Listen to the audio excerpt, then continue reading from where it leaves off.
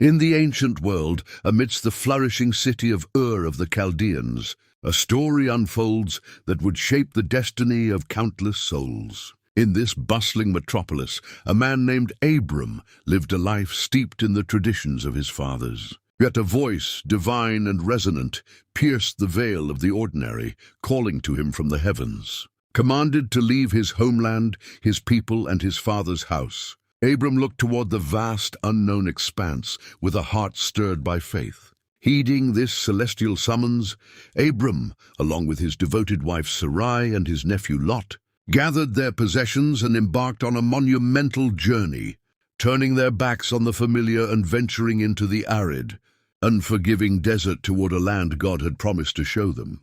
Their journey led them to the land of Canaan, a foreign territory where they lived as nomads.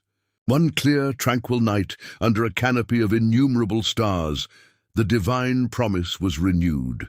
God led Abram outside and declared that his descendants would be as countless as the stars glittering in the firmament. Overwhelmed by the magnitude of this covenant, Abram's faith was solidified.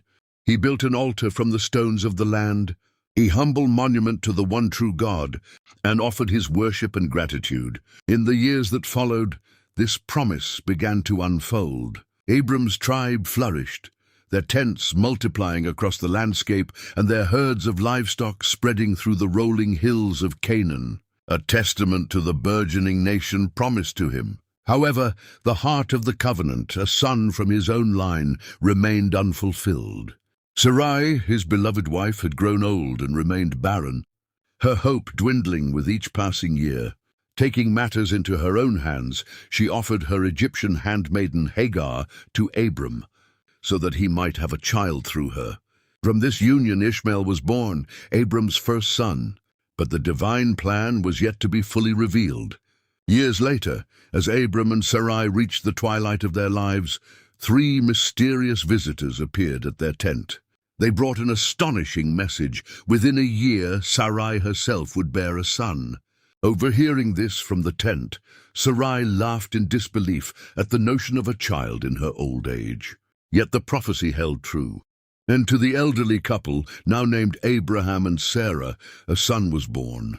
They named him Isaac, which means he laughs, a perpetual reminder of their initial joyful incredulity. The faith that had carried Abraham from his home and through decades of wandering was destined for its most profound and harrowing trial.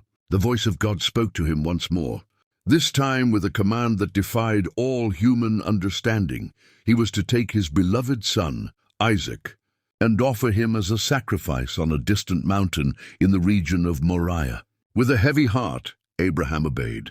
The journey was a somber procession, a father and son walking toward an unthinkable fate. Abraham carried the fire and the knife, while young Isaac carried the wood for the offering. Upon reaching the designated place, Abraham built an altar, bound his precious son, and laid him upon the wood. As he raised the knife, his hand poised to strike, a voice thundered from the heavens. An angel of the Lord called out, stopping him at the last possible moment, affirming that his faith had been proven absolute. Looking up, Abraham saw a ram caught by its horns in a nearby thicket, a provision from God, which he sacrificed in Isaac's place. Having passed the ultimate test of devotion, Abraham lived to a great age, a patriarch revered by his people and blessed in every way. His life became a cornerstone of faith, a narrative of unwavering trust in the face of the impossible. Thus, the legacy of Abraham was sealed, not merely in the chronicles of a single tribe, but as the spiritual father of many nations. His story, beginning with a single step of obedience, expanded to touch the entire world, its echoes transitioning from the hills of Canaan to a view of the earth from space, a symbol of a promise fulfilled and a spiritual lineage that spans the globe.